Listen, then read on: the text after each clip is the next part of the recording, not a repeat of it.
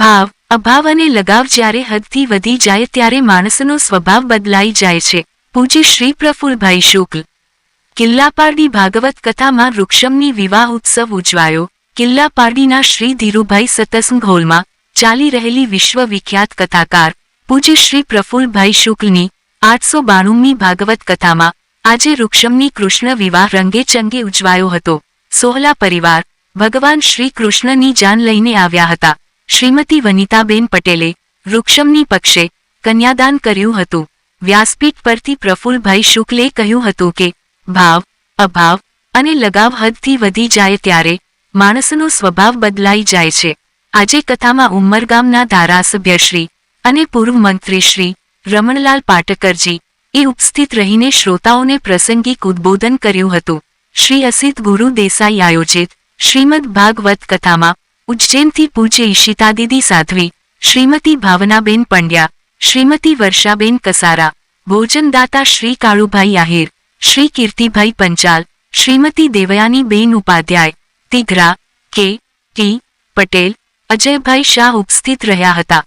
પલસાણાના નવયુવાન શ્રી અસિત ગુરુભાઈ દેસાઈ દ્વારા આયોજિત વલસાડના દાનવીર બિલ્ડર્સ શ્રી કાળુભાઈ આહિર તરફથી 7 દિવસનો ભોજન પ્રસાદ અપાયો હતો. સમગ્ર કિલ્લાપારડી પંથકમાં પૂજ્ય બાપુની વાણી અને શ્રી અસિત ગુરુ દેસાઈની સરાહના થઈ રહી છે. સાથે પ્રેસ મીડિયાનો પણ આભાર માનવામાં આવે છે. પ્રસ્તુતિ અભિનવ સુરત ન્યૂઝ ચેનલ, એડિટર પ્રકાશ પટેલ, સુરત.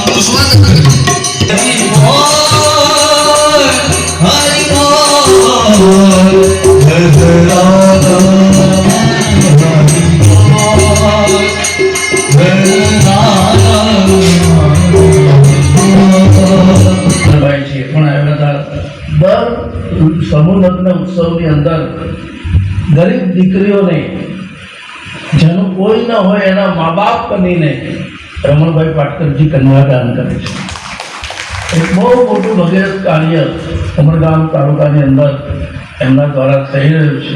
અને મેં શરૂઆતમાં કીધું કે હું ગુજરાતના 182 ધારાસભ્યશ્રીઓમાંથી લગભગ 90 ધારાસભ્ય સભ્યો સાથે સંપર્કમાં છું, મારા પરિચયમાં છું. પણ રમણભાઈ પાટકર જેવો ધારાસભ્ય મેં ગુજરાતની અંદર જોયો નથી. અને એ વખાણ કરવા માટે કે પ્રશંસા માટે નથી કરતો. અમે આટલા દિવસમાં મારો પરિચય તો થઈ જ ગયો હશે કે હું લગભગ કોઈના ખોટા વખાણ કરું નહીં. મેં મારી નજર સામે જોયું છે. જેને ખાતરી કરી હોય તે કરી જોજો. સવારના પરમાં ધોળીપાડામાં રમણભાઈ પટેલના નિવાસે જાઓ, સાહેબ સવારના 6 વાગ્યા હોય, 7 વાગ્યા હોય, એનું આખું કમ્પાઉન્ડ ભરાઈ ગયું હોય છે. દરબાર જેવું ભરાય છે. બપોરના 1 વાગ્યા સુધી, 2 વાગ્યા સુધી લોક સેવાના કાર્ય. અને એનું રમણભાઈનું કામ જેમ આપણા નેતાઓ કે થઈ જશે થશે એમની આપણે રૂબરૂમાં જ જેનું જે કામ હોય એના ઓફિસરને ફોન કરે કે આ ભાઈ આવ્યા છે, આનું કામ કાલે થઈ જવું જોઈએ, પાછા આવવા નહીં જોઈએ. એટલી ભલામણ સાથે એવી લોક સેવા રમણભાઈ પાટકરજી કરી રહ્યા છે. આજના ભાગવત કથા ઉપર